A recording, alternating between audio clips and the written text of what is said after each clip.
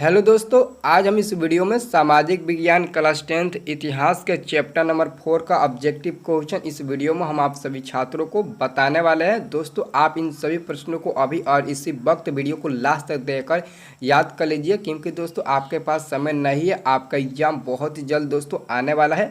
आपके पास उतना समय नहीं है जितना आपको समय चाहिए। आप लोग सामाजिक विज्ञान का ही नहीं बल्कि हर सब्जेक्ट का ऑब्जेक्टिव क्वेश्चन याद करते रहिए।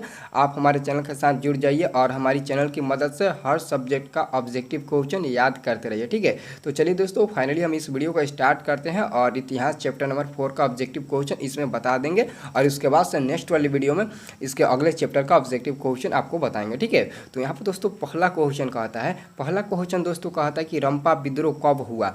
रंपा विद्रोह कब हुआ, तो आपके पास ऑप्शन नंबर ए है 1916 ईस्वी में, ऑप्शन नंबर बी है 1917 ईस्वी में, और ऑप्शन नंबर सी है 1918 ईस्वी, और ऑप्शन नंबर डी है 1919 ईस्वी। तो इनमें से सभी में से आपका एक ही राइट आंसर होना चाहिए।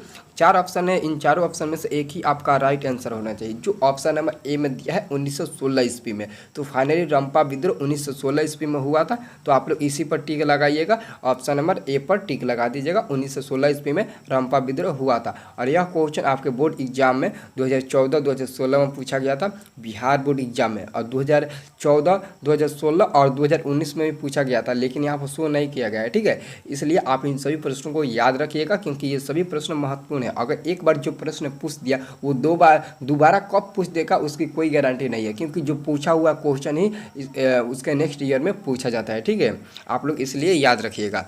अब दोस्तों अगला क्वेश्चन हम देखेंगे।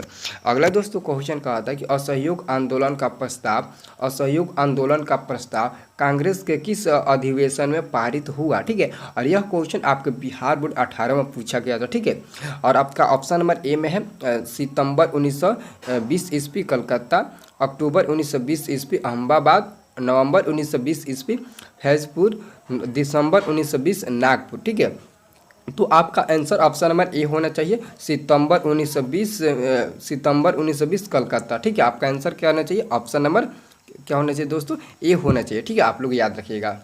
अब दोस्तों हम लोग अगला क्वेश्चन में चलेंगे। अगला दोस्तों क्वेश्चन कहा था कि पूर्ण स्वराज की मांग का प्रस्ताव कांग्रेस के किस वार्षिक अधिवेशन में पारित हुआ। पूर्ण स्वराज की मांग का प्रस्ताव कांग्रेस के किस अधिवेशन में पारित हुआ। तो आपके पास ऑप्शन नंबर ए में है 1929 ईस्वी लाहौर, और ऑप्शन नंबर बी में है 1931 ईस्वी कराची, और ऑप्शन सी में है 1933 ईस्वी कलकत्ता, और ऑप्शन नंबर डी में है 1937 ईस्वी बेलगांव। ठीक है, तो आपका आंसर ऑप्शन नंबर ए होना चाहिए 1929 ईस्वी लाहौर। ठीक है, लाहौर आपका आंसर नंबर ए होना चाहिए। ठीक है, अब यहाँ पर यह क्वेश्चन आपके बिहार बोर्ड 11 में पूछा गया था। ठीक है, याद रखना। अब दोस्तों हम लोग अगला क्वेश्चन देखेंगे। 4 नंबर प्रश्न कहा था कि वल्लभ भाई पटेल को सरदार की उपाधि किस किसान आंदोलन के दौरान दी गई। वल्लभ भाई पटेल को सरदार की उपाधि किस किसान आंदोलन द्वारा दी गई है। ठीक है, तो यह क्वेश्चन आपके कंपटीशन में भी पूछा गया था और बिहार बोर्ड 13 और 18 में भी पूछा गया था। ठीक है, तो याद रखिए ये क्वेश्चन कितना इंपॉर्टेंट है, यानी कि हर क्षेत्र में यह क्वेश्चन पूछा जाता है। ठीक है, तो आपके पास ऑप्शन नंबर ए में है बारदोली, ऑप्शन नंबर बी में है अहमदाबाद, ऑप्शन नंबर सी में है खेड़ा, और ऑप्शन नंबर डी में चंपारण। तो आपका आंसर होना चाहिए ऑप्शन नंबर ए बारदोली। ठीक है, क्या हो जाएगा, ऑप्शन नंबर ए हो जाएगा बारदोली। ठीक है, आप लोग याद रखिएगा, ऑप्शन नंबर ए बारदोली हो जाएगा। ठीक है, अब दोस्तों हम लोग अगला क्वेश्चन 5 नंबर देखने वाले हैं। दोस्तों यहाँ पर 5 नंबर क्वेश्चन को ध्यान दीजिएगा, और यहाँ पर 5 नंबर क्वेश्चन का आता है कि राष्ट्रीय स्वयंसेवक संघ की स्थापना कब और किसने की।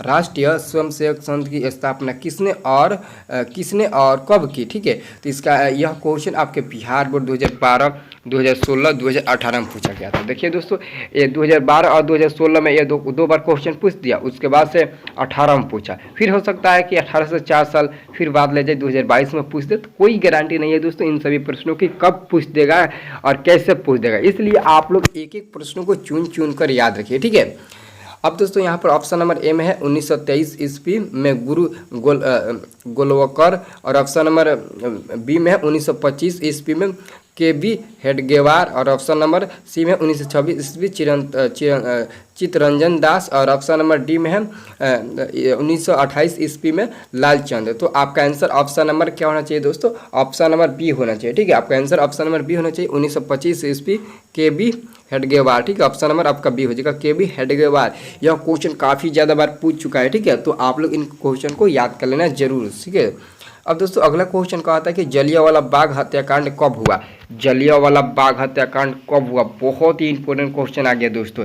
यह क्वेश्चन आपके बिहार बोर्ड 2011 और 2019 में पूछा गया था। ठीक है, जलियांवाला बाग हत्याकांड कब हुआ था दोस्तों? ऑप्शन नंबर ए में दिया गया है 6 अप्रैल 1919 ईस्वी में, और ऑप्शन नंबर बी में दिया गया है 9 अप्रैल 1919 ईस्वी में, और ऑप्शन नंबर सी में दिया गया है 13 अप्रैल 1919 ईस्वी में, और ऑप्शन नंबर डी में दिया गया है 1 मई 1919 ईस्वी में। ठीक है, तो आपका सही जवाब ऑप्शन नंबर सी हो जाएगा, 13 अप्रैल 1919 ईस्वी में जलियांवाला बाग हत्याकांड हुआ था। ठीक है, आपका आंसर ऑप्शन नंबर सी हो जाएगा। अब दोस्तों हम लोग अगला क्वेश्चन 7 नंबर देखने वाले हैं। दोस्तों 7 नंबर प्रश्न कहता है सिखों के 10वें और अंतिम गुरु श्री गोविंद सिंह का जन्म बिहार के किस नगर में हुआ था? तो ऑप्शन नंबर ए में है मुंगेर, बी में है खगड़िया, और सी में है पटना, और डी में है इनमें से कोई नहीं।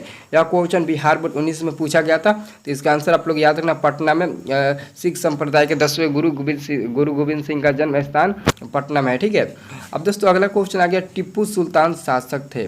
टिप्पू सुल्तान शासक थे, यह क्वेश्चन 19 में पूछा गया था। तो याद रखना, टिप्पू सुल्तान मैसूर के शासक थे, जो ऑप्शन नंबर ए में दिया गया, मैसूर के शासक टिप्पू सुल्तान थे। ठीक है, आप लोग याद रखना। अब दोस्तों हम लोग अगला क्वेश्चन 9 नंबर देखने वाले हैं। 9 नंबर दोस्तों क्वेश्चन कहा था कि सविनय अवज्ञा आंदोलन कब और किस यात्रा से शुरू हुआ? सविनय अवज्ञा आंदोलन कब और किस यात्रा से शुरू हुआ?